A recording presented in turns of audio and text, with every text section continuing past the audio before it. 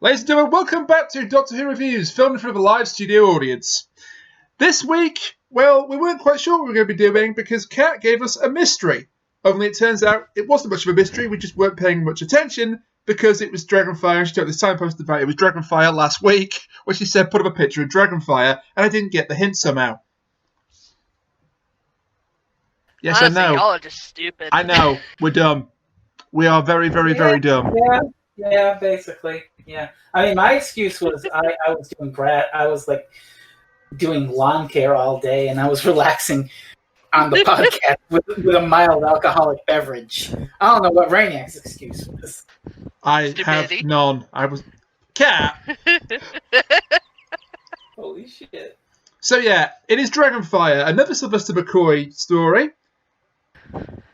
And to talk about it, Hey. they've already sort of intruded on this introduction, but I'm joined by my two mutual co-hosts. Firstly, to my virtual left, Cold Finger, it's FreezingInferno. Oh, that's a good one. That's a really good one. Why, thank you. Oh boy. And to my virtual right, Kat's going to be really disappointed now with hers. And to my virtual right, Uh-oh. she spits more hot fire than Eminem and Dr. Dre combined, it's Kat. Oh, thank goodness. Because if you had continued the puns, then I would never have stopped. It would be just... It would be awful. It would be completely awful. No, I'm sticking at the one. Good Actually, choice. speaking of puns, when we get into the top of episode 1 here, I want to bring up something. What's the word I'm looking for? Coincidental. Yes. Yes. I forget if you put it in or not, Rainiac. But during one of the breaks in last recording session for Curse of Fenric, Yes. during one of the breaks, I was browsing along social media, Discord, whatnot, and I found out that Joel Schumacher, the director, had died. I didn't put it in the didn't the put episode that. total, Yeah. which proves No, that you that didn't happened. watch it, by the way. So thanks for that. I watched it. Well, I listen, always watch listen. ours. I watched the blooper reel. Just the blooper reel. Is that all you That's listen not how you to? get the views. I sometimes I listen. Is that all we are to you? A joke? Well, it's nice to know where my friendship stands with you, Jerry. Thanks a lot. Aw. Yeah. I'm the good friend, and you know that's really sad when I say that. Holy shit. Anyway, Anyway, Joel yeah. Schumacher, Joel He Schumacher passed passed away, sadly, yes. director of many films, but mainly all the coverage was Rip Joel Schumacher. He directed the bad Batman movie, lol. Yeah, and then people were trying to dunk on Batman Forever, and I'm not having that. Never mind. But anyway, that being said, keep in mind that the story we watched the week after Joel Schumacher's death opens with a bunch of fucking ice puns. Yeah. And also, Ace has Batman earrings in this episode, so I never spotted that, but oh god. yeah. So what you're saying is that all the ice puns, you had a cold reception to them? Oh god. Yes. It begins! Listen, I saw Batman and Robin in the theater. You can't. I used to like Batman and Robin. It's not a good film, but it's an enjoyable one of them, as it says. Yes. Like It's like The Room. It's so bad it's good. If you can stomach Arnie's terrible accent as Mr. Freeze and Arnie doing a lot of cold weather puns... That's his accent. That's not a... Yeah, that's just his accent. I know it's his accent. What are you saying? I know it's his accent. What I mean is Mr. Freeze having that kind of accent. You can't insult the governor. Look, I'm not insulting Arnie, but my history of Mr. Freeze was the animated series Into Batman and Robin. Okay, that's... yeah. One of these things is that not makes like the sense. others. That's a bit of a dropping of the bar, unfortunately. But Dragonfire, episode 1, Ice Pun opening. This is an interesting story because when you take out my pick of the chase, the last 3 stories we've done have been Mel's first story, Then we've had an Ace story about her origin. And then now we've gone back to Mel's last story and Ace's first story. So... Yeah. It's poetic. This totally wasn't planned either. This really is a coincidence. Yeah, this Well, no, I completely planned to pick this episode. So... Yeah, as you told me after we ended the show. So you'd had this in mind for a while then? Yeah, keep in mind, people. Well, I did have this in mind for a while. I had it. I picked it pretty much the same day that we did Curse of Fenric. Especially when you told me it was my choice, and it's like, what sounds good? You know what? I just kind of want to see exactly what the literal cliffhanger was all about. So I decided to pick that and just did that whole rigmarole. Now, keep in mind, people, it took these guys, 3 days? Before I finally had to just tell them what it was. We don't keep bringing that up. You told me you don't like, keep right bringing away. that up, okay? You told me right away, Kat. We get it. Well, You're the big brain around nice here. about it. You're the big brain. We're the puny brains. We get it. So, Dragonfire, then. It's a, well, people, and by people I mean general fan consensus of Season 24, is that this is the best story? Jesus, it's the worst. We've done I the guess? worst. It's Time of the Rani. No. Excuse you, Time of the Rani is a complete masterpiece. I don't know. I agree. I'm talking about fan perception here, not my perception. Yes. I mean, with the whole Colin Baker thing, I could see why Time of the Rani. I mean, I was about to say is bad. this was preceded by Delta and the Bannermen, and you have the nerve to tell me that's not bad? Oh, Delta and the Bannerman is a joy, a delight. I love that one. Kendo gets shot! Ken Dodd gets shot. We do not shoot Ken Dodd! Well, why not? We just don't shoot Ken Dodd. Rest in peace, Ken Dodd. But, Okay. Also, that's a little bit of a weird segue to go from we don't shoot him to yeah, well, RIP. no, because we don't shoot him in fiction. Then he died 2 years ago at the age of 90. Oh, well, He had a good unless it was run. old I've age. seen him live. He was riotously funny, but he's not in I keep want to call He's this not in Ice World. Dragonfire. I keep want to call this show this story Ice World for some stupid reason. It's Dragonfire. It's Dragonfire. That's the name of the setting. Yeah. Let's talk about the episode for a bit. Like, that's our job or something. This isn't shade, our job. the We just do shade. this for laughs. What are you talking about? Oh, so much shade. The whole of Lancashire is currently in shadow. Right, carry on. Isn't it like that naturally? You live in England. Touche. Touche? Touche. Yes, it wasn't worthy of a touche, just touche. Touche. I know that people from England tend to hate the French, but come on, it's just a language. Oh. Hey now. Dragonfire now. If somebody You're an else, all-star. if somebody else is, Jerry, no. If somebody else is hating the French, that's cultural appropriation. We were hating the French before hating the French was cool. Dragonfire, y'all. You're trying. You're definitely we're trying supposed to talk about to that put us back on the rails. And we're like, no, we refuse to talk about this because it's so bland. It's just... I liked it. I enjoyed it. I don't know what you're talking about. Look. I'll lay my opinion bare right now, and we'll get to a summary at the end of the episode. This is fine. It's not good. It's not bad. It's fine. Yeah, it's just there. Mm-hmm. It's not good I mean, or it's bad. got enough weird stuff to make it enjoyable, I suppose. Yeah. But for this season anyway, season 24, the other stories have weirder shit to make it more enjoyable. Yes. Anyway, I will do my job now, and I will grab the conversation and force it back on track. So the beginning of Dragonfire, then. Funny enough, we have our villain introduced right off the bat. Kane. It's gonna be Kane! It's gonna be Kane!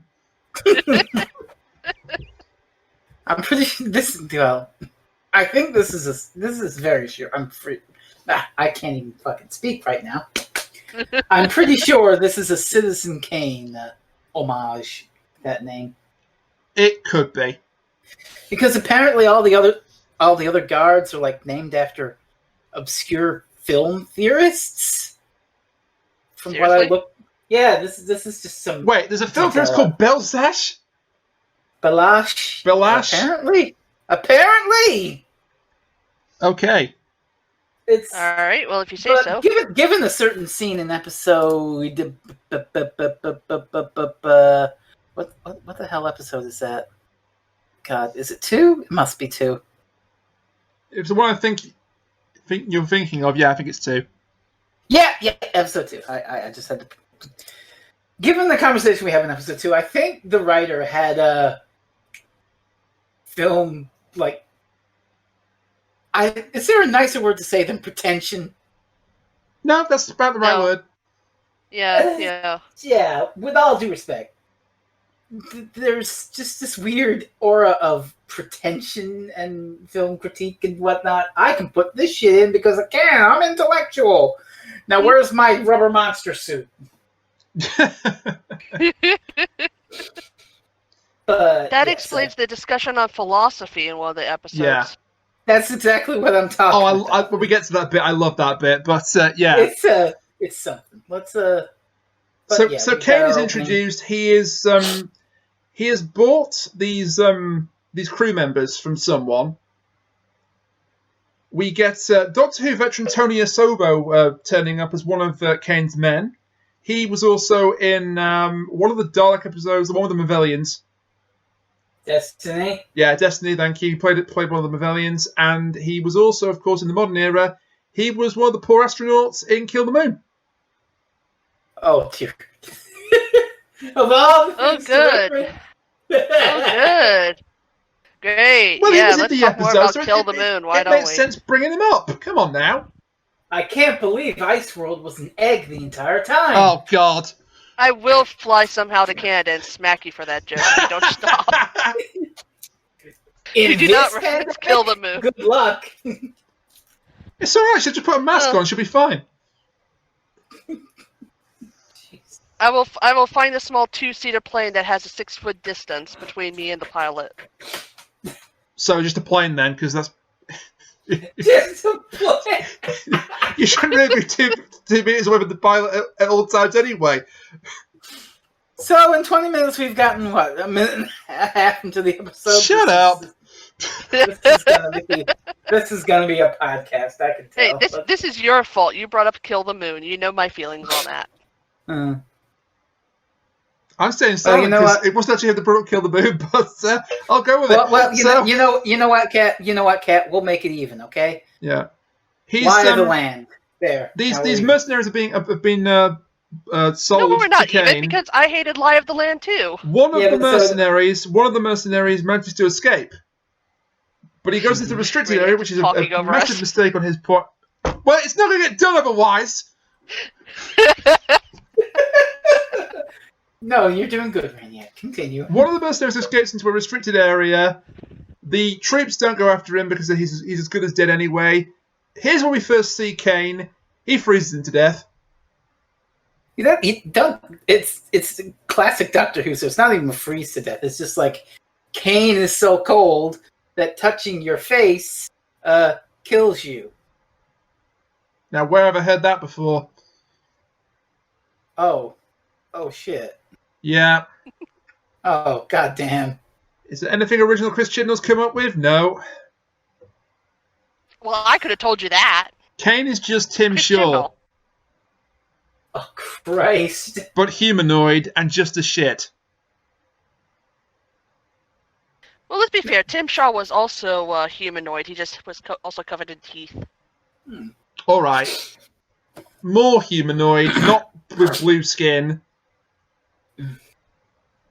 I don't know if I see the comparison, but... Well, just the killing people with a single touch of cold skin. Okay, in that sense, there's a comparison. In terms of the motives, I legitimately forget. In terms of their motives, their speed, that was this whole gimmick in The Woman Who Fell to Earth. He killed Salad Man. He killed Salad Man like that. Rip in peace, Salad Man. Only one was some salad. Eat my salad, Halloween. Still an amazing line.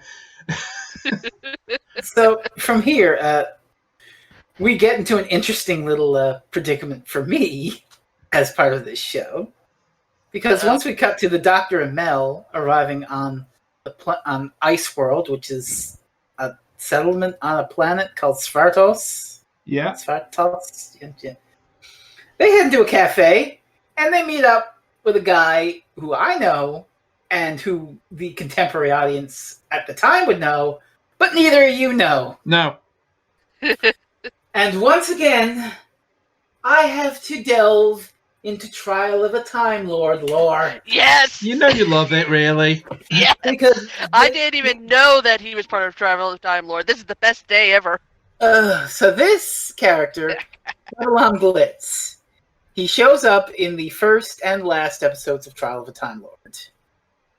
And he is basically an outer space rogue con man. Yeah. Like, just Han a really... Solo before Star Wars. No. This was like years after Star Wars. He's Han Solo after Star Wars. Well, no, I'm saying before Star Wars happened and he got redeemed in the movies. Han Solo was a rogue. Okay. So he's Solo. A Star Wars story. We don't talk about that movie here. Okay. We just did. Then he's... Yeah. We just don't talk about that movie here. Anyway, he met Mel and the Sixth Doctor. Now Mel is with the Seventh Doctor, but they paper over that real quick with, "You're not the Doctor, I regenerated, deal with it."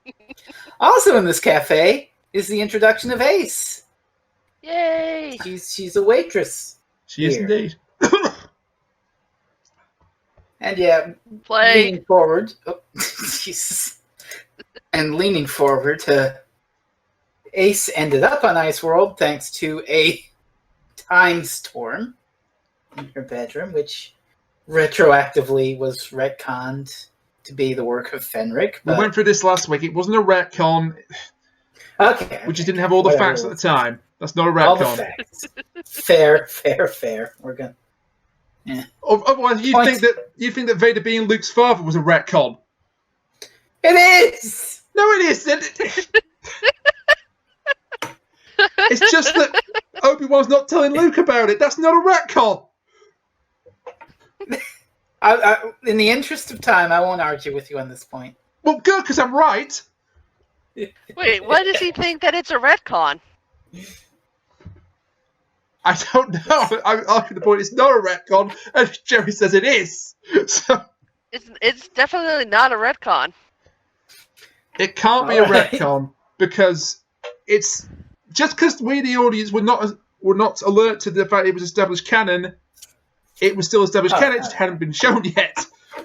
What I mean is, it was not intended at the time the original film was made. Okay. Yes. And was made up. And then that I can see because honestly, George Lucas had no idea what was going to happen with Star Wars at the time. So the fact that it became so popular, it's like, ooh, okay, let's make more. Was that why he basically drafted out episodes 1 to 12? The retcon part, I think, would be the explanation where Obi-Wan says Darth Vader betrayed and murdered your father, and then went, actually what I meant was he went to the dark side, so technically Darth Vader killed We could have this discussion for days, but we're not going to.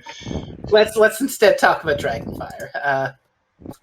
So Glitz is here to search for treasure, and he owes Kane a lot of money, so he has to find the treasure. And this is all a big plot by Kane to get Glitz to find the mysterious treasure that lurks underneath Ice Worlds. That's our impetus. Yeah. For the plot is the treasure. They confiscate Glitz's ship, the Nosferatu. God damn it, this really is Star Wars. Nosferatu, hey, there's another old film reference along with Citizen Kane, so you know. Was this Nosferatu ship in the Trial of a Time Lord? It was not. I don't think we ever had a mention of his ship in the trial. Okay. I kind of like Glitz, just on a side note here. Yes, he's a rogue. Oh. He doesn't do a huge amount in the story, unfortunately, but I kind of like him. Well, I mean, You kind of like him until you realize the sort of expanded universe of Doctor Who. Yeah, that, we yeah. don't I was know. gonna go we're there. gonna get into this shit. I wasn't going to go there, God. but you brought up Ace. So Ace is working as a waitress In a cocktail bar. in a cocktail. When I met you. It's a Oh, milkshake no. bar. It's a milkshake bar. Thank you very much. I know, but he got a good song reference in there, Mhm. so I'll allow it. It's a milkshake bar. Mhm. Her boss is kind of an asshole to her. Oh God. Anyway, she strikes up a conversation with Glitz, the Doctor, and Mel. At this point, she's still working as a waitress technically, and she wants to come along. She wants to come along on the adventure. And the Doctor and Mel just sort of let it happen, even though they've just met her 2 minutes ago. I mean, why not? But Let's be fair, this is Doctor Who. before that can happen, Glitz sort of makes an excuse, and so he and the Doctor end up going off on their own and leaving the two girls in the bar. And then, well, I know you want to talk about this, so why don't you talk about this? I do want to talk about it. So Ace and Mel are chilling, and this lady, she serves her a milkshake, and then the lady's like, "You come here, girl, right now. My milkshake is too lumpy. It's got too many lumps in it. I can't drink this milkshake because it's too lumpy." My milkshake is so lumpy, it's bringing the boys to the yard. So basically, what we're saying here is Doctor Who invented Karen. Oh no! She's a this woman is a Karen. Look me in the eye and tell me that woman is not a Karen. Oh please, Doctor Who did not invent the Karen. Oh, Karen and then she has calls existed over since the dawn of Ace's time. boss, who's her manager. God damn it! You're right. No. Yeah. Let me speak to your manager. No. Anyway, Ace responds to this critique by dumping the milkshake all over Karen's head. And then the boss fires her for it and kicks her and Mel as the milkshake bar. And then she dumps a milkshake Yeah, over not her before boss's head. she dumps one on the boss's head. And quite frankly, good. That's our Ace. She is now officially my role model, and I want to grow up to be like her. Blowing Even though shit in that up and episode I'm far older than she is. dumping milkshakes on people's heads and blowing shit up. That sounds. So like this is a good Wendy's, life. and I quit. Can you even dump a Frosty on someone's head? Or aren't those thick? No, they're pretty. If you let them sit for like 5 seconds, they start to melt, so they can be pretty thin. Okay. But they're not. Have you ever had a Dairy Queen Blizzard? Not for a long time. Well, those are so thick that if you turn the cup upside down, they're not supposed to come out. That's part of their selling point. If you turn a Frosty over, it's going to dump out immediately. Gotcha. Anyway, we get some brief exposition between Kane and his. I suppose she's his first mate. Hmm. And I can't pronounce this name at all, but it's Balash. Thank you, Officer Balash. Pleasure here, woman. She wants to leave him. She wants to escape, but she You can't don't escape. recognize this actress? Did you look at the credits? I did not recognize this actress. No. It's Patricia Quinn Oh from Rocky Horror Picture Show. no, I know who Patricia Quinn is. I did not recognize her. Wait, really? Yeah. Holy cow! Well, that's awesome. I forget the character's name from Rocky Horror. I forget it too, but Maid she's in there. who hangs around with the Hunchback. Riff Raff, I know it's the name of the hunter. Yeah, I've done it. this. I I've forget done her. this play myself, and I can't remember the name of the. Wait, hang on. You were in a Rocky Horror Picture Show play? When I was a kid, yeah. Hang on. Who? It was Who did you play? Who? I was. Who did you I was. play? I was the Hunchback. Oh, Wild. But I was there were kind of different hoping you would character say you names. were The Rocky. It was not the Rocky Horror Picture Show. It's the Rocky Horror Monster Show. It's like a sanitized version of it for children. Oh. Okay, I was gonna say that's not exactly something I would want a kid to be in. That's why it's not that, but it's sort of like the same thing. Anyway, my failed career as an actor aside, We have Yes. a true thespian. hardly. William Shakespeare himself. William Shakespeare.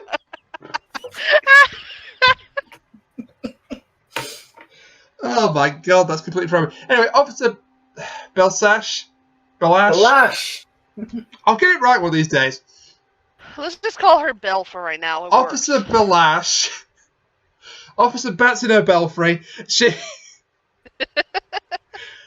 is ordered to have the ship Nosferatu destroyed, but she wants to escape Kane, and all of his crew have basically either been bought by him or they have willingly given themselves to him. So he owns them, and they have his mark burnt into their flesh, which is kind of horrible. Well, it's not so much burned as it is frozen into the flesh. Yeah, It gives them a freezer burn. I can't bring it up until the climax of the story, but holy shit, that's a parallel. Yeah. Oh boy. We'll get to have the more climax. burrowing. Anyway, she's got this grand plan that she can use the Nosferatu to escape. Yay. But before that, we have a problem because there is a blockage of ice in one of the parts of Ice World. Parts of the colony. Which is really random when you think about it. It's just like a random block of ice just there. There's no real reason for this to be here in the narrative, but it's there. No, actually, I know exactly why. It's so that we can see Ace's Nitro 9. Yeah. Ace needs something to blow up. Let's wall frozen. Yeah, so she blows up the wall of ice, but instead of finding an item from Ocarina of Time, she gets arrested. I love this scene because Belash comes in after Ace blows shit up, and the line is, "What are you two doing?" But the way Patricia Quinn delivers it is like, "What are you two doing?" in that exact inflection. I'm not kidding. Patricia Quinn really does overact this part, and that's not an insult, by the way. An actress from the Rocky Horror Picture Show overacting? No. It actually works. The point I was trying to make, the comment I was trying to pay her before you blundered in, was that it actually works. Well, yeah, shit blows up. Well, excuse me, princess. Right. Anyway, they're All right, ladies, off. calm down. They're arrested by Belash. I got it right, thank you. They're arrested by Belash and taken to see Kane. While this is going on, the Doctor and Glitz are having a conversation, and Glitz has got this treasure map. They're down in like the lower levels of Ice World, I guess, looking for treasure. Yeah, he won the map in a card game. Which was orchestrated by Kane. It was. Anyway, this then leads to the conclusion of this particular part. Before we get to that, you go ahead, Fred. We got Kane and Ace to deal with. Well, that's part of the conclusion, isn't it? Well, that happens before. But yes, we have Ace and Mel brought before Kane. Mel held by two guards on a gantry. Kane up close and personal with Ace. He's just like, hey, you can blow shit up. Why don't you join my crew? Yeah. Basically, he says, you want to see the world? I can offer you that. Join me. Take the Sovereign. Which is ironic, considering he's not letting Belash leave. So, like, what world does she get to see? The same corridors of Ice World? Actually, there's some parallels here with Belash, too, because Belash later says later on that when she was 16 when she first joined Kane. Yeah, and Ace is 16 now. Yeah, Ace is 16 now, although she's lying and saying that she's 18. Yeah, and that's kind of... Well, this is a bit like a conscription, isn't it? Like in World War II. I think, given the parallels, that warrants a Doctor Who mirror alert! Damn. Well, go on, do it. Doctor Who mirror alert. Wow, you said that with such enthusiasm. Well, you tried. It's almost like and you this failed joke. Miserably. It's almost like this joke ran its course 3 years ago, but keeping the trope alive. Oh, come on, it's us. All of our jokes have run its course 3 years ago. I'm not falling into that trap again. Mm-hmm. Once was enough. Thank you, Kachiri. Classic. Anyway, Ace does not. Long story short, Ace does not join Kane. She looks like she's about to pick up the coin, and the implication is if she picks up the core, that's it. He's got her for life. Instead, it's the old bait and switch. She produces a can of she calls it aerosol, doesn't she? Deodorant. Nitro 9. But it's a Nitro 9, but it's in a deodorant can. Yeah. You want to argue with a deodorant can that registers at 9 on the Richter scale? Yeah. So that is honestly a pretty epic line. She forces the girls to let Mel go. They then run away. While this is happening, for some odd reason, Glitz has left the Doctor, and we get one of the most infamous endings to an episode of all time. Oh boy! Infamous and nonsensical. Now I knew this was going to happen because it's infamous, right? But I didn't know the context for why this happened. And it turns out there is none. It just sort of happens. There's supposed to be the implication that the Doctor is trying to get to a lower ledge he can see, but he misreads the depth of it or something like that. There's no dialogue to indicate any of that. He just gets over the rail. Yeah. I know the implication, but as filmed, it makes no goddamn sense. He just gets over the rail, holds on. All they had to do was get Sylvester McCoy into a ADR booth and have him record a line that says, a lower ledge. How do I get down there? And then he starts trying to climb over and does this stupid literal cliffhanger. That's all it needed. Just, how do I get down there? Just something. And while this is happening, Mel and Ace are escaping from the guards, and they run into a dragon. Hey, here's a fun fact for y'all. So when I was first getting into classic Doctor Who, a decade ago now, my first story was Remembrance of the Daleks. Holy shit, that was great, yeah? Yeah. So I was like, wow, this Ace character is really cool. I wonder where she came from. Oh, no. Dragonfire. You know what? I should check that shit out. So my second classic Doctor Who ever was Dragonfire, and wow. So I remember vividly just watching and thinking, Jesus Christ, the redhead is loud screaming. And how she did have a pretty good scream. Mm-hmm. What I can't figure out is that this is written by Ian Briggs, who also wrote Curse of Fenric. How is this the same writer? I don't know. How? Here's the thing about the best thing about the literal cliffhanger. I think the best quote comes from some Doctor Who DVD featurette on cliffhangers in general in Doctor Who, and the line goes something like, "When you're a kid and you watch the cliffhanger's Dragonfire, you think it's rubbish. Then you get older and you think, my God, it's a literal cliffhanger to end the episode. It's brilliant. Still rubbish. Then you get slightly older and you think, no, actually, that is total rubbish." It is rubbish. I just thought about it. You said that the writer of this was really pretentious, and especially with his writing, right? Do you think he did the literal cliffhanger on purpose to make it a literal cliffhanger? Oh, absolutely. That's the whole point. Because I could definitely see that happening. The only problem is it doesn't have any point in the story.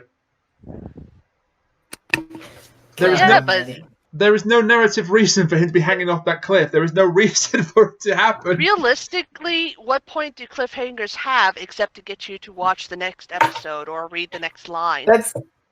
Now you're making the middle point. I said it's genius. It's a literal cliffhanger. Yeah, but this doesn't make me want to see what happens because he's just hanging off a cliff. It's so perilous that this is where a splinter of Clara Oswald had to come save the Doctor. Yeah. Of all the clips I could use for the name of the Doctor, then use this. Like, I think the only episode clips that actually get used off the top of my head now, I haven't seen Name of the Doctor in a while, I think the only ones are Dragonfire and the Invasion of Time. I think there's one or two more, possibly. I think the rest. And they even give Jenna Coleman a change of wardrobe for each of the scenes. Jenna Coleman is like in this Ace-looking outfit. Yeah, she's not meant to be Ace, but she's basically in a leather jacket, I think. No, the best part is the fact that she came to help the Doctor in a situation that was entirely of his own making. Yeah. So she's literally saving him from his own stupidity. Oh my Except when we get to part 2, she doesn't save him. Glitz does. Honestly, the literal cliffhanger is worth it just for that scene where Glitz saves him. It's like, what the Yeah, hell? this is exactly what I was going to bring up. Did y'all know? If you didn't know Sylvester McCoy was good at physical comedy, you do now. Yeah, he is. He's very good at physical comedy. I just don't see the point of putting this in there. For me, the better cliffhanger would have been the dragon showing up. Well, I think that's part of what they're doing. They're doing both. Well, no, but that should be how it ends, not him going, old man noises hanging off cliff. Oh, God almighty. His faces during that scene were pretty funny. Yes. Amazing, yes. Like, I'm not going to knock McCoy for this, but why is this here? That's just how it is with Classic Who sometimes. Yeah, it sounds is. about right. Wait till we part watch two. Death to the Daleks and you see the Part 3 cliffhanger. Oh, God. I am literally going to describe the cliffhanger to you now. The third Doctor and an alien are in like a booby-trapped building, like temple or something. They're walking along, and the third Doctor stops the guy, and he says, "Stop! Don't move." We cut to a checker floor, like a red and white checkered floor. Yeah. And that's the cliffhanger shot. It goes, stop! Don't move! Checker floor. I saw that during the Twitch marathon. Yeah. I laughed so hard. Oh my God! The floor of death. Congratulations, Dalek Sec. You're no longer the worst Dalek themed cliffhanger. Oh God almighty. Because I laughed my ass off when that happened the first time as well. I think I've told this story before, but it's like end of Daleks in Manhattan, and it's all like this dramatic tension, suspense. Oh, what's going to come out of the casing? I have a minifigure of that little fucker on my desk. What comes out the casing? It's this goddamn half-human, half-octopus monstrosity. I am a human Dalek. And it's got penises for tentacles, and I just laughed my arse off. Oh. So we're talking about a lot of episodes that aren't Dragonfire. Right? There's a reason for this. Presumably to get away from talking about Dragonfire. It's not very interesting. Well, but I will try. I will try to bring it back to Dragonfire. So part 2 then. Glitz saves the Doctor. There's something interesting that happens here, given that the story has got this undercurrent of pretension and intellectual stimulation and all that. And that's the scene with Kane's ice sculpture, where this guy has been like carving this lady out of ice, and Kane's like, yes, it's perfect. A beautiful masterpiece of modern art that no one else must see. No one must gaze upon the perfect vision of the sea. And I'm like, bro, it's just a fucking bit of ice. Bro. Honestly, you know what I thought? I thought that somehow the lady was going to come back to life and possess the statue of ice. Yeah. And that would be part of, like, why she had to... So kind of like the Snowman with that lady comes at the ice. I'm still breathing at the fact that you just said bro, so...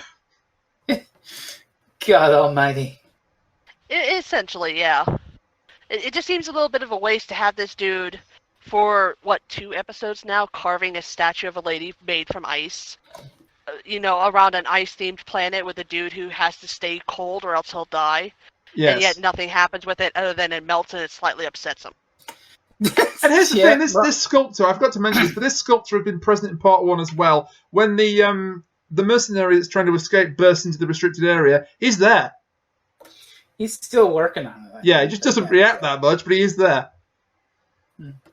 Anyway, later Kane kills the guy because, no one can ever look at your perfect work of art. Yeah, so now you must take the knowledge that you've made this perfect creation to the grave. And I'm like, what in the fuck? That's villain 101, though. That's. But if you want, pretentious intellectual discussion, which I think is kind of the undercurrent that pokes out of the story in places, look no further than the clever distraction scene. Oh, I love this bit.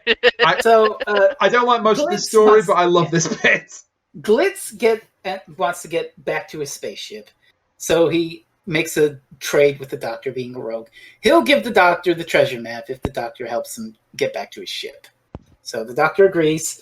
And then the doctor has to distract the guard while sneaks onto the Nosferatu. So the doctor doesn't decide to distract the guard by saying, hey, look over here, or, oh, we need help, someone's been hurt, go. Or hitting the fire alarm and saying, hey, take this axe, or any shit like that. Oh, wait. Instead, he decides, hey, let's talk about existentialism. Let's have a nice philosophy. Let's have a pretentious intellectual conversation. It's actually kind of genius because the doctor's saying this pseudo-intellectual babble. Yeah. And the guard's just like, my God, you're right. Oh, it's so nice to have such a pleasant conversation. The guard understands it, which is the best part of this whole thing. And the guard is like completely into it. If this were any other show, the guard would be like, I'm sorry, what? And then probably just get knocked out or something. But the genius of Doctor Who, they don't do that. And the guy keeps going. Like, the doctor's about to leave and the guy stops and he's like, wait, tell him. And he says something. What in the fuck? I actually have to get the quote. Please do get the transcript because it's amazing. I have to get the transcript because this is fucking weird. Let's see. Okay. Basically, this guy that he's talking to is a nihilist. He says, oh, you've no idea what a relief it is for me. Stimulating philosophical discussion. There are so few intellectuals about these days. And then this is the part. Tell me, what do you think of the assertion that the semiotic thickness of a performed text varies according to the redundancy of auxiliary performance codes? And the doctor replies, yes. Like, what does that even fucking mean? I can tell you what that means. I can tell you exactly what that means. Okay. That means that someone watched too much Star Trek, and they decided instead of technobabble, they would have Star Trek, and I have no idea what the fuck that means. No, it's just psychology babble. They just put together a lot of smart-sounding words just to make it sound like it's, smart. Yeah. Anyway, the like distraction works. The distraction works, and Glitz gets on board the Nosferatu. And the Nosferatu interior... Rainiac, please put it on screen. I'm sorry, just scan through the episode. Put that shit on screen. It's on the screen. Y'all need to see... Did I write this? Oh, yes, I did. I wrote, Glitz's ship is a tacky Millennium Falcon. Oh, so now you're behind my whole Han Solo thing? Excuse you. He is Han Solo, god damn it. Oh, look at it. He's got a fuzzy chair and fuzzy fucking dice hanging up. I'm not disputing it, I'm just disappointed. Oh, God. Well, let's also be fair. Yeah. A lot of the stuff in Star Wars is also ripping off pretty popular character tropes. The protagonist is Luke, and he's pretty much the same as any other protagonist. Oh, yeah. So, George Lucas basically said, I like Flash Gordon. I like Akira Kurosawa. I've got a movie now. Yeah, pretty much. Yeah. Oh yeah, this is what I wrote about the whole Kane killing the artist. I said, kill the artist. That's probably saying some intellectual waffle. He's killing the artist because it's Villain 101 that only he gets to look upon the perfect creation. I think there's some sort of pretentious art thing coming there where no one must gaze upon the work. The artist is dead. Death of the author. Woo! Yeah, there could be some subtext there.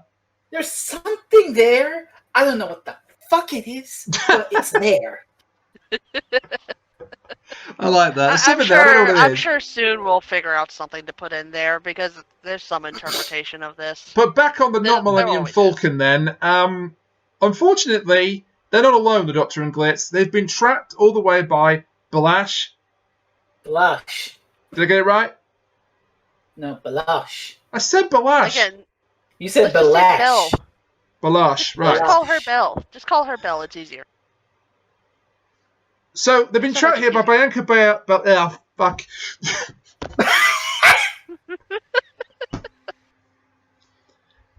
They've been trapped here by Bianca, and...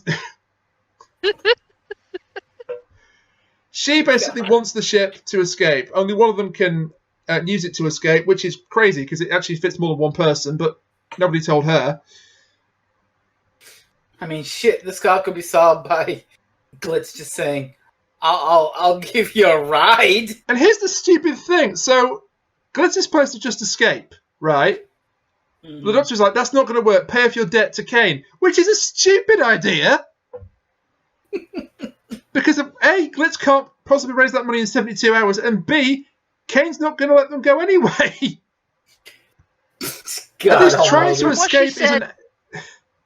From what she said, she got there when she was 16, right? Yeah. And according to that one dude she talked to, she was like 33, 32, somewhere around 33. there.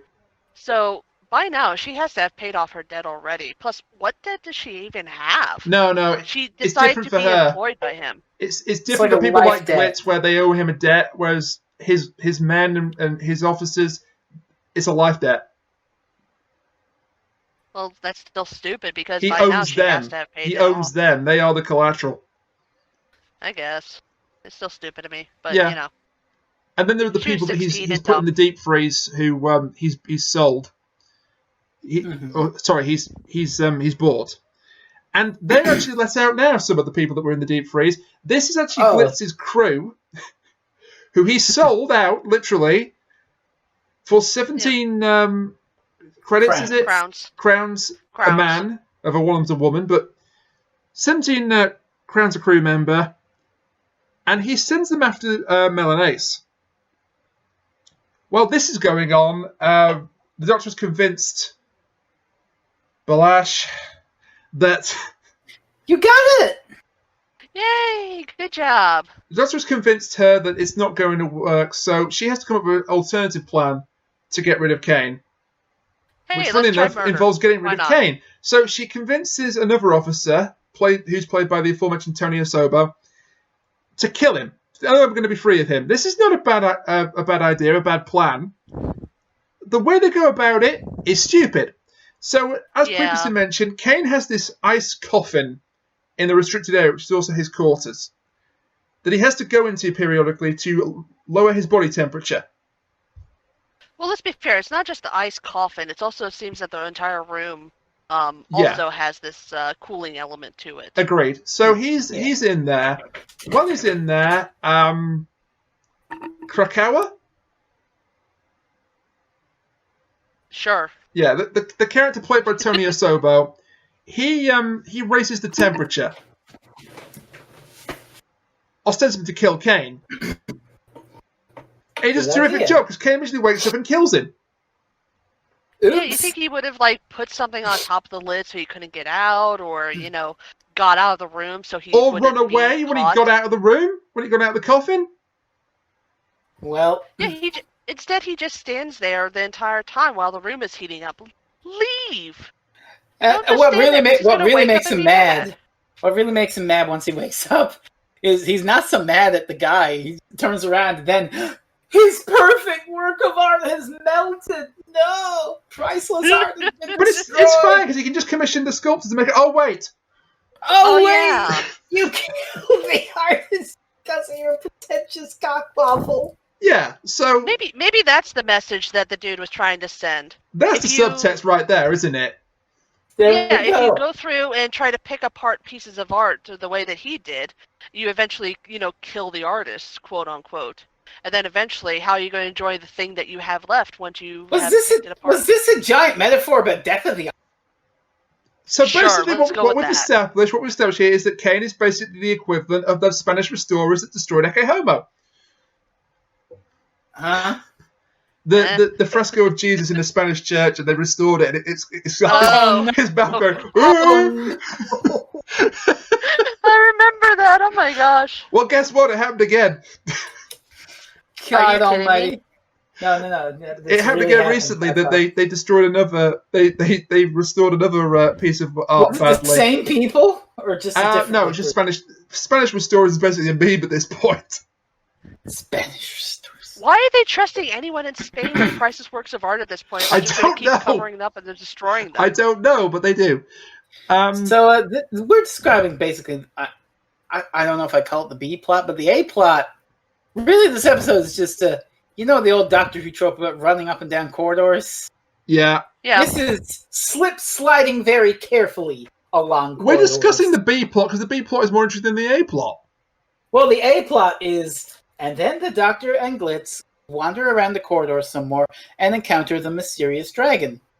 Yeah, one of the frozen crewmen finds Glitz and the Doctor. Oh, this is actually a really funny scene, I think. It's like, oh, hey, man, it's me, it's Glitz. Don't you remember me, old chum? It's no use, Glitz. He's been cryogenically frozen. It erases your memory. I remember and then the dude's you. like, I remember.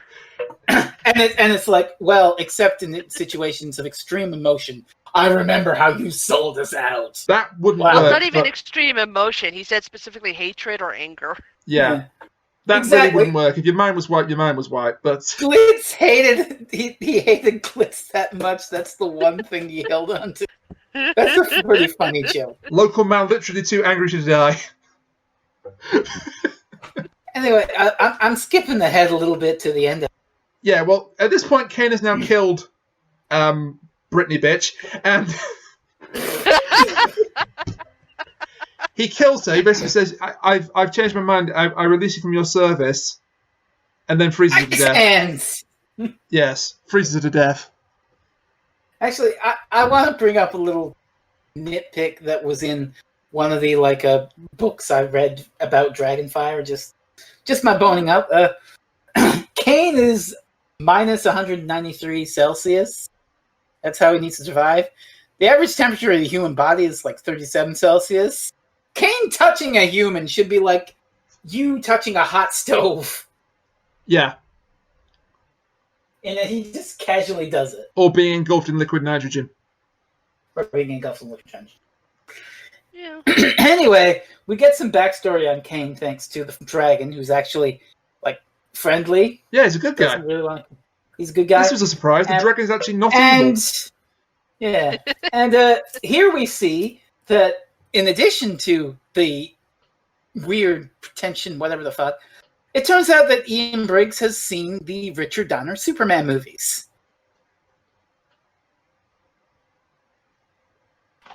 Yeah, Did y'all get where I'm going here with this? Huh? the Palace of not really. Solitude. Yeah, it not just that. The Fortress of Solitude and the fact that they watch like a hologram talking about ancient criminals from this Oh, old, speaking of long Star gone Wars, planet. yeah, help me, Obi-Wan Kenobi. You're my only hope. No, not just even that. Like Kane is what the fuck? Who did you compare him to at the top of the episode? Tim Shaw. Tim Shaw. He's not Tim Shaw. He's General Zod. Yeah, well, no, because Zod was actually, good. Well, yeah, you know what I mean. I know what you mean, but Zod was an interesting villain. Do not tarnish the reputation of General Zod. It's the same goddamn thing. The Doctor and Co. are watching a hologram from an ancient civilization in a crystalline palace talking about their ancient planetary criminals who Yeah, they exiled. It's General Zod's backstory from Richard Donner it Superman movies. really is. It really is. But anyway, And honestly, knowing what we know later in the episode, it actually has more parallels with the planet as well. so Yeah! Kane and this woman that was the subject of the ice sculpture that subsequently melted, Exana? Zana, something like I think that. it's Exana, but yes, Xanadu.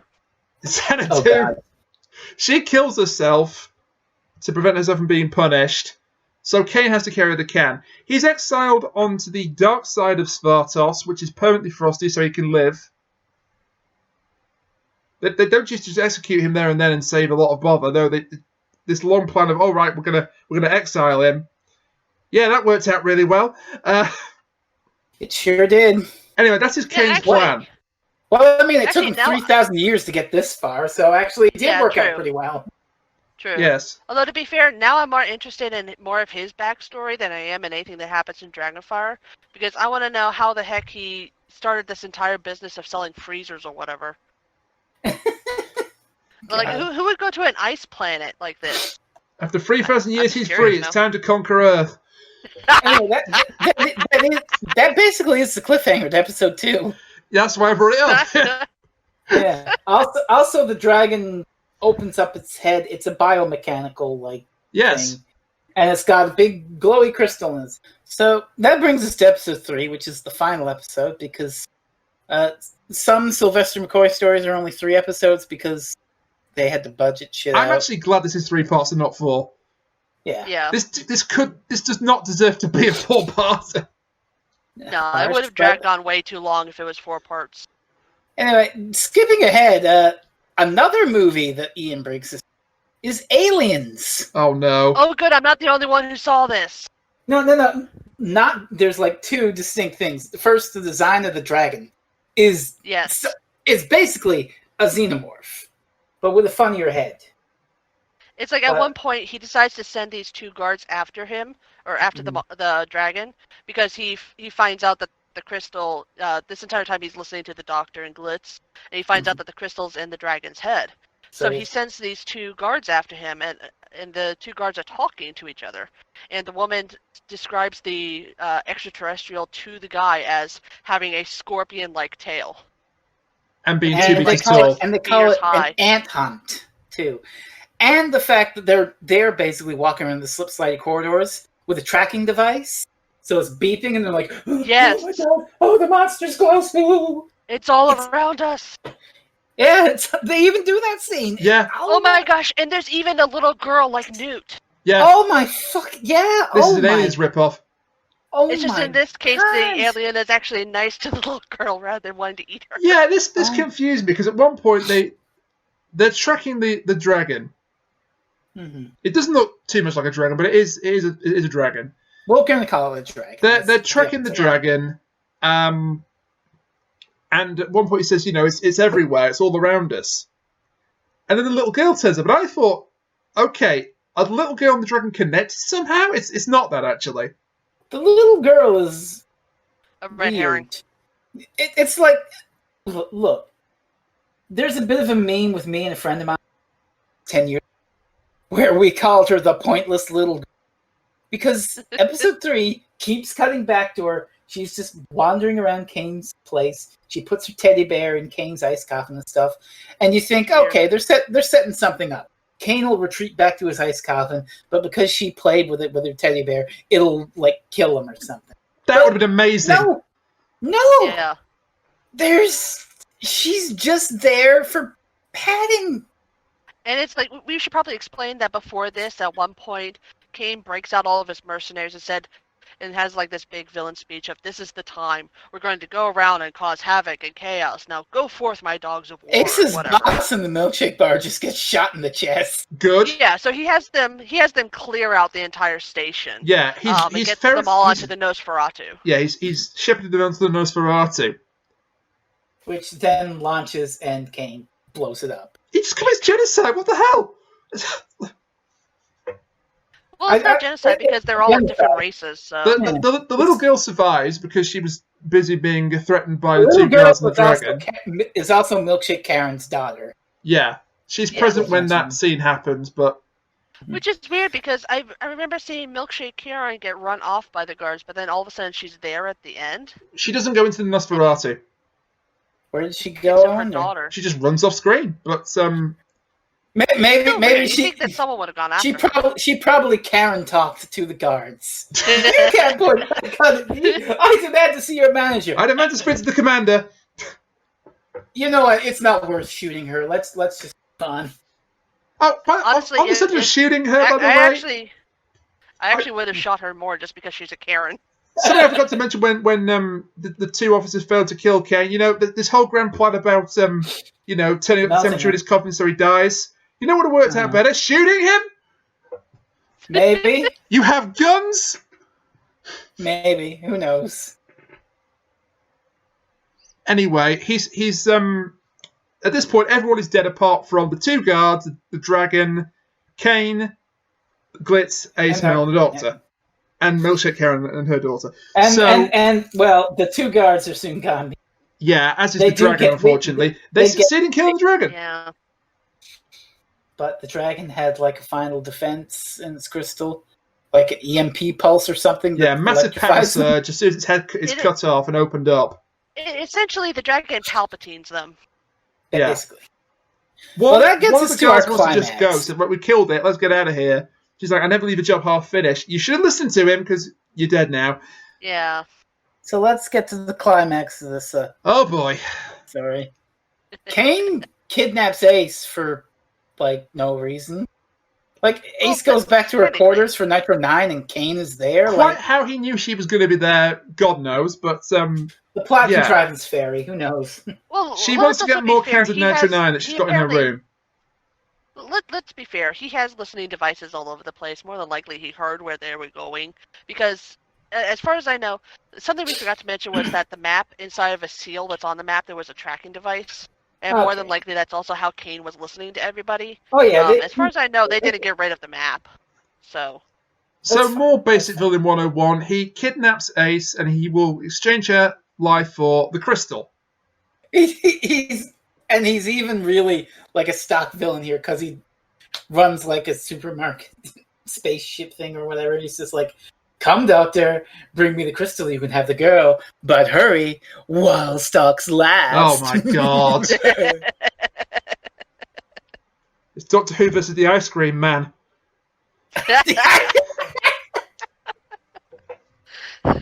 But here's the fun twist once we get to it. By the way, I didn't mention this, but in Kane's like fortress or whatever, like the central command unit kind of looks like a TARDIS rotor. Kind of, doesn't it? a Yeah. bit. So that telegraphs the twist that Iceworld was a ship all along, Which I actually kind of like this twist. and the dragon was Kane's guard jailer. Yeah. So Yeah. Kane was imprisoned by the people on his planet Proaman. Proaman. Yeah. Mm. He was imprisoned by the people of Proaman, and this dragon was literally created to be his warden. Yep. And the only thing that could power the ship was the thing that powered the dragon, and Kane can't survive heat. Yes. So that's why he wanted the. And it took him 3,000 years to figure out, hey, you fuckers with guns, go kill that thing for me. Yeah, he was building an army for 3,000 years just to do that. Well, I guess the idea was that maybe the dragon was hiding from them somehow. Plus, it had, its defenses in the eye lasers, so... I think the dragon usually is confined to the lower levels, because the two troopers that ultimately kill it, there's a conversation about saying, we're too high up, or we're too low down. One of the two. Well, either way, I'm sure there was some reason why he couldn't send people down there. Either the dragon would immediately kill anyone who got too close, or... something. I honestly don't know, because those guards really did take it down easily. Anyway, long story short, of course the Doctor is not going to give up the crystal for Ace that easily. Well, he kind of does, because of the other twists that comes up. Yeah, this is quite the thing. So earlier in this episode, the Doctor's looking at the outside of the well, he didn't know it was a ship at this point, outside of Iceworld, and he's like, this isn't quite right, is it? And then he comes to a realization, but you don't see what the realization is straight away. Well, let's be fair. They listen to the woman in the archives, and they hear the name of the home planet of Kane, which I can't pronounce, and I'm not even going to attempt to. Proaman. So he's like, I've never heard of this place. If I had a star chart, then I could see exactly where it is. Actually, I think he's more like that. Why does that sound familiar? Yeah, well, he says it sounds familiar, and then he says he needs a star chart, essentially. So they go and find one that happens to be down in the caves against a wall. But then he points out, wait, this star chart's all wrong. This isn't supposed to be here like this. And that's when the revelation comes. And the revelation being that because this is 3,000 years in the making, Kane is 2,000 years too late. Yep. 1,000 years after Kane was exiled, their sun went supernova or whatever it did, and pretty much melted all the ice planets around it. They should have let things go supernova in Ace's time. Hang on. Kane, who I established already was kind of like General Zod, his home planet got vaporized by a big red sun. Oh my god. And just after he got out of prison. Well, technically. Yeah. Or at least he didn't find out until he got out of prison. Did Superman mirror alert? No. That's the part where Christopher Reeve fights himself in Superman 3. That's the mirror alert. You would think that, because of the whole pretentiousness with movies, that he wouldn't copy so many plots from so many superior movies. Well, he's about to copy a third one. Oh, you sweet summer child. Yay. Okay, Yeah, here. this I is a- have to point something out. In the last episode, Curse of Fenric, when we were talking about Phyllis and Jean melting the Hemivores, I said I remembered a special feature where they said the special effects designer wanted to do something along the lines of Rated Stark, the face melting. But John Nathan Turner said not at 7:35 on a Wednesday. Apparently, I'm full of shit because John Nathan Turner at 7:35 on a Wednesday did a goddamn Raiders of the Lost Ark style face melting, and it's horrifying. It's God. I almost don't want to put it up, but I think I have to put it up just to show you this. Can I point out something else regarding Raiders of the Lost Ark? Yeah. You remember one of the guys that melted, the dude with the glasses? Yes. You know how Kane has that coin, and when you grab it, it burns your my hands? God! Oh my gosh! That's what I realized literally when when we were recording. This man is unoriginal as Chibnall is. This man just watched a bunch of George Lucas and Spielberg movies. This is just Aliens meets Star Wars meets Raiders. Meets pretentious waffle. Oh my God. So meets Superman Kane, 2 meets Citizen Kane. Jesus Christ. So yeah, Kane, he can't get his revenge on Priman because Priman's dead. So he's just like, fuck it. Turn off the sun blinders. I'm melting. Yeah, he just opens the window and melts. And he commits suicide by opening the ark. And like I said, it's terrifying. Yeah, it really is. Oh my God. This shows you that nobody gave a shit about Doctor Who 7. As far as I know, they didn't get into major shit. Because nobody was watching. They were all watching How did they get away with this? Because everyone was watching Corey. That's how. There's no way you could show this pre-warner shit. I believe now that when they show Raiders of the Lost Ark on TV, that face melting scene is edited before a certain time. Because they actually give a shit now. But then it's pretty fucked up, I gotta say. I mean, it kind of is. That whole Raiders scene is mentally scarring. I mean, I saw that as a young... I think I wrote, what did I write here? Open the arcane, do it, spook the kids of England. So it's kind all of funny. It's all kind over. of funny that he did it in this episode, but couldn't do it later on in the series when the show got even less relevant. Yeah. I don't know. I must be thinking of something else. They might have wanted to make it more bloody. So yeah, maybe. So anyway, Kane is dead. He's lost his final match with the Undertaker, and holy shit! And now Glitz takes over Ice World, or as he rechrists it, the Nosferatu 2. All right, everybody. So we're going to add a new square to the Doctor Who podcast bingo card. Now it's whenever Rainiac makes a wrestling reference. So make sure to add that. That was already on the bingo card. Was it? Oh, I hope so. As was bringing a ball from 55 because two villains named Kane. But do we have an anniversary for this show? On that day, I think I'm going to just make actual bingo cards and send them out. When was the one you first came in for? Because that's technically the show as it is now.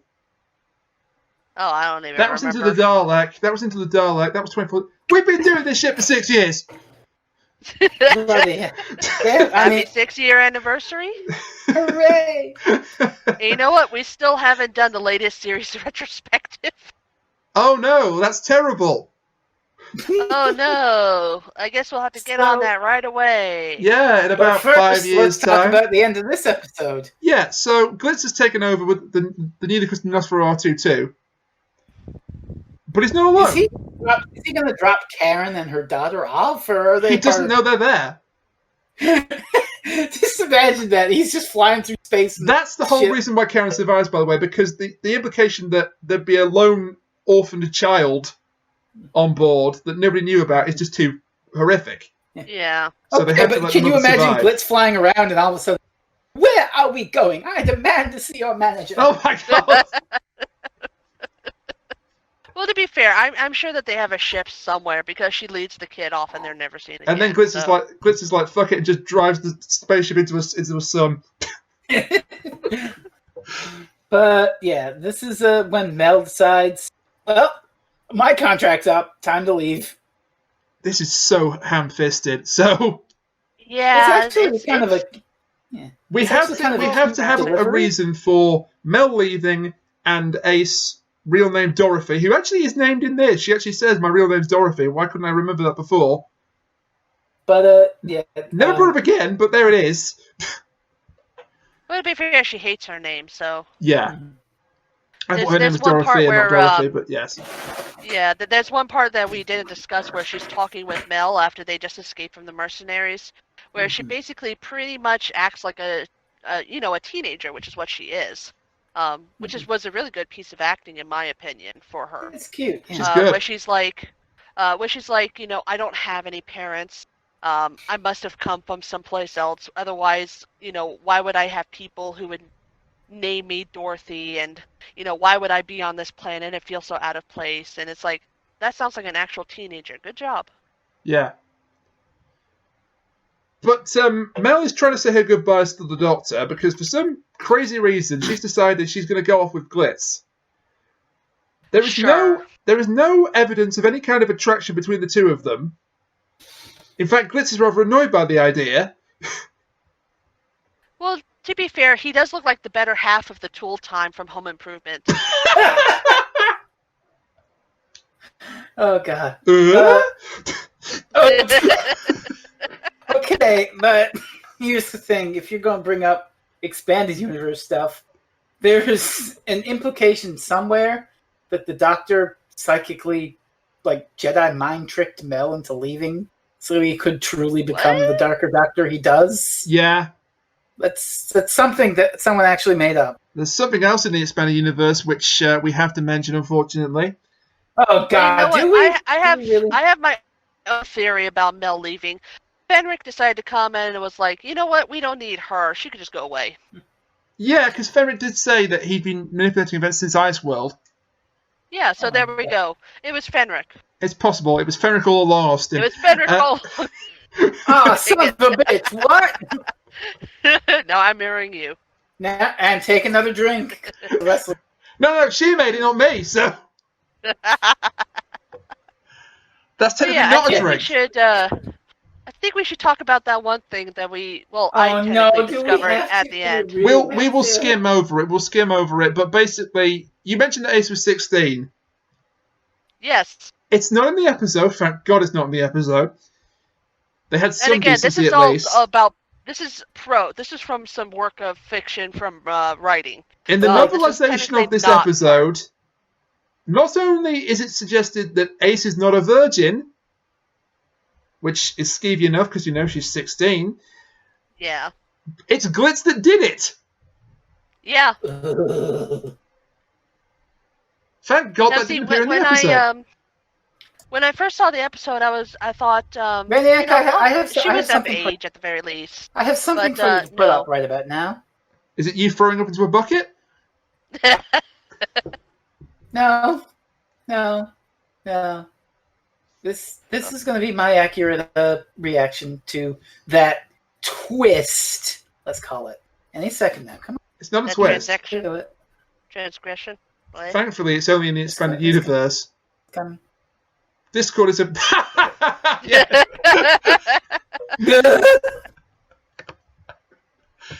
Hey, we're back to the two-man Taylor. It is a really weird tidbit because not only, like I said before, she's 16 in this episode.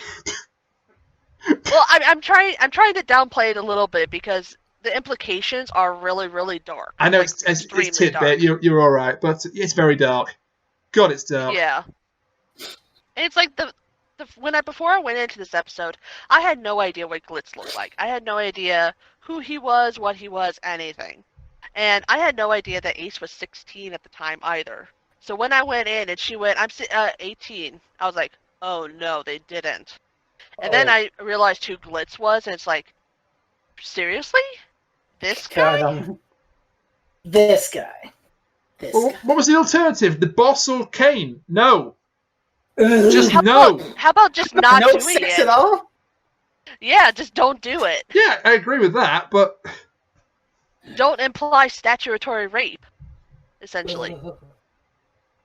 That goes So, into a whole long kind of story words I'm short- not opening. I'm keeping that lid Yeah. firmly nailed down. Mel leaves. The doctor has a cute little speech about the timey-wimey nature of her arriving. It's like, oh, you've left. You just arrived. Gone for ages. Yeah, Stuff but here's like the strange thing about that. When it first like, well, I'm it's time for me to leave you, Doctor. He doesn't look like he's particularly interested. I don't think he is. And she has to say, I'm actually going now, and he finally relents and actually says goodbye to her.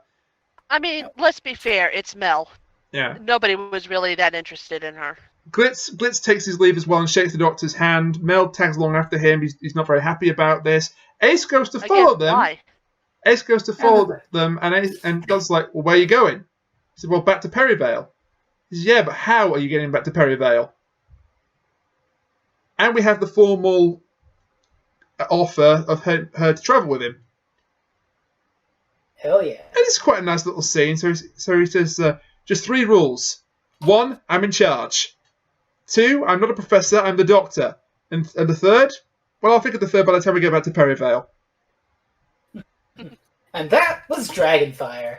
Yeah. Hey. Oh boy. It was a Doctor Who story that exists. So, who wants to go first? Okay, I will. Yeah, Hey. go ahead. Dragonfire is a Doctor Who story that exists. Come on. All right. That is a very true statement. It's- Yes. It wasn't really for me. I don't think it was terribly bad. It wasn't especially good. It's... I don't want to say in the middle, because that implies that there's nothing particularly wrong with it. There is. Fine. Call it fine. There's not even anything particularly especially goofy apart from that face melting scene. Well, the literal cliffhanger. All right, Yeah. It's okay. The literal cliffhanger is daft as all hell, but has somehow strangely gone down into history. Why? Because it's that naff. But it has. Ace deserved a better episode to be introduced in because I really like her as a companion. Mel probably deserved a better episode to leave in. Her leaving, it smacks of, oh, my contract's up, well, see ya.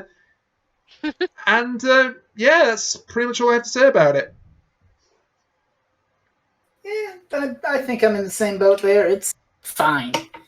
It's my least favorite story of season 4 because the other ones are a little more bonkers and interesting with their high concept.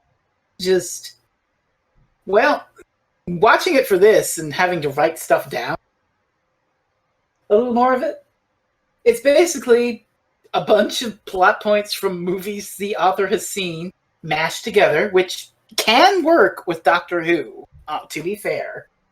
Like, there's a lot of Doctor Who episodes where, hey, here's a movie or genre or whatever, mashed into Doctor Who, now it works. But do you have any... I gotta think of some examples, and I can't really, but I know it exists. What, movies You know what mashed I into mean? a Doctor Who genre? Yeah. Like Time Heist is Ocean's 11 mixed with Doctor Who. That's the one I was going to bring up, yeah. Spyfall. Spyfall is James James- Bond mixed with Doctor Who, yeah. Yeah, stuff like Yeah. that. So, so an idea like Superman 2 mixed with Doctor Who, Aliens mixed with Doctor Who, or hell, Raiders of the Lost Ark mixed with Doctor Who, that could work. But Yeah. it's not really just the central concepts of mashed into Doctor Who. It's just, I would love to see a TV story where the Doctor basically goes on a Indiana Jones style adventure. That could be fun, like an alien jungle planet or something. Well, Yeah. technically they already did that. It was Kingdom of the Crystal Skull, and we don't talk about that. It's Doctor Who story. But yeah, the ideas on display here are basically just, here are the 1 or 2 memorable bits from these movies I saw, and there's also some weird, pretentious undercurrent in the story that I still can't pin. Like, I know there are more accredited, intelligent people who have analyzed this aspect of the story and come to some conclusion about it, but that doesn't make the story that much better. It's overall fine for me. By far not my favorite Doctor Who. Cat? Well, you guys have pretty much said that all I wanted to say about Dragonfire, so I'm going to speak about something else that was related to this instead, and that's the idea of tropes being used in movies. So, we have always had these classic movies that everybody knows about. You know, Citizen Kane has that Rosebud moment, and we've seen so many parodies of that. Alien and Aliens are both very classic, and we've seen several parodies of that, or people use thematic elements. And I guess the reason why Dragonfire sort of works for me is that I've seen so many of them that I've come to the realization that at some point, kind of not really run out of new ideas, but it gets much harder to push new ideas, essentially. So you can say, you know, oh, I have this great idea. It's about these people who are stuck on a spaceship with an alien that's killing them, and everybody's going to point to like 5 different that emulates. So maybe that wasn't so true back then, but it still kind of is true then and now. So it's one of those things where you got to kind of understand that when it comes to these things, there's always going to be these times where you're going to say, hey, that looks exactly like this, or that looks like that. Or, you know, like Under Pressure was totally ripped off by Ice Ice Baby and stuff like that. But there's always going to be these things where eventually we're going to run out of stuff. And the fact that they can still make it somewhat fresh and new while also being a callback, kind of, you know, it's entertaining. And that's the sort of thing that I like. So this is sort of, it's not, you know, like the Room level of quality where it's so bad it's good, but I would watch this one again, I think. I have watched it again. I've got the but that's It was the first time I've seen it. That's more because I wanted to own every Mr. McCoy. Yeah. Well, see, I'm one of those people where I don't really like to watch things over again unless I really like them. So, like, okay, so that's a compliment. Yeah, so most of the Avengers stuff I watched once, but there's not really any movies there that I would watch again, just because. Okay. You know, I love the Avengers, but the Deadpool movies, I will always watch those again if I can. Mm-hmm. So it's just one of those things where, you know, I know everything that there is to be about Deadpool by now, I would think. But I don't know everything that there is to be about Dragonfire, and especially since, like you said, there's that pretentious element to it, where we might not know exactly what all he's been pointing out. And I like that sort of thing. I like being able to nitpick and look at these things and, you know, point out the stupid things that everybody else sees, but nobody wants to point out because it's just accepted, essentially. Yeah. And I like the fact that one of us actually liked it. Yeah, that's that good. made it more interesting. So yeah, and it makes you both wrong. So that'll do for Dragonfire, right? Yeah. And you know what's coming next. You've been waiting for this for a while. Well, actually, I don't know what's coming up next, Rainiac. Oh, because I see. You're going to decide. Oh my god, we got a dice. I want you to roll a dice for me. You've literally... Oh my god. He's literally just given me a link to a dice website. You stole my idea! I'm mirroring you, Kat. You shot my battleship. So I know what these things correspond to. Not like number 2 doctor. So No, Cloud Flat, you don't need to DDoS protection a dice website. It's okay. Oh my god. Okay. Just roll me one dice. Okay, roll you one virtual dice. We've rolled the dice. It's a 4. A 4. Oh boy. What are we doing? Well, it's funny because I had this planned out. I had 3 stories. So 1 or 2 would be the first, 3 or 4 would be the second, 5 or 6 would be the third. And it just so happens Twin Dilemma. No, it's not Twin Dilemma. Darn. I'm saving that for you. He said it just so happens that you have rolled the number that corresponds with our doctor. Next time on Doctor Who Reviews, Tom Baker in Warrior's Gate. Yes! Yay! I've never seen this! I've never seen this! Oh. I've never seen this either. It'll be my second Tom Baker episode ever. Isn't this a really good one? I'm going to put a claim here. It is my favorite Tom Baker story. Oh, I can't wait for this. I don't know if that means but it's my favorite. I cannot wait for this then, because you have good taste, generally. Well, Rainiac, you know what this means. Time to shit all over it. It's our sacred duty. We have to do it. What are we doing? Nothing. Did you literally just mute your microphone as she said that? What He did, and we're not going to tell him. Oh my god, the timing of that is perfect. I guess I'm going to have to listen to the podcast. Yeah, you should do that anyway. Someone doesn't. Damn you. Like I clearly always do. Because I love it. And guess what? The joke's on you, because there's even a blooper reel this week. I mean, I at least put it on the background and just mute it, because I don't want to listen to you two. No, I actually do listen to it. Hey, we're going to bump up that view count somehow. I'm not going to complain. refresh. No. All right, Randy, would I be that cheap? Would I be that cheap and tacky? Yes, I would. Yes. Count us out, Raniac. I will. So, that was Dragonfire. I forgot the name of the episode we just done for a second there. That was Dragonfire. Thank you to Fresno and Kat for talking about it with me, as uninteresting as it was. Thank you to you for listening to us talk about it, as uninteresting as it was. And next time, to hell of an interesting, courtesy of Jerry, we've got Warrior's Gate. I cannot wait now. Oh wow! I just thought of another movie that this mirrors. What's that? Cain was really, really attached to this woman made of ice. He really should have learned to let it go. Good night, everybody. And on that note, we're out of here. Bye for now. Hey! That's all, folks.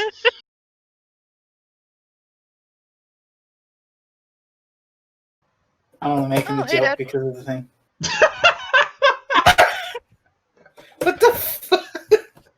Excuse me? Is this just a brain Outside? punch now? What the hell? Well, they're all just sort of piling in, so I'm going outside.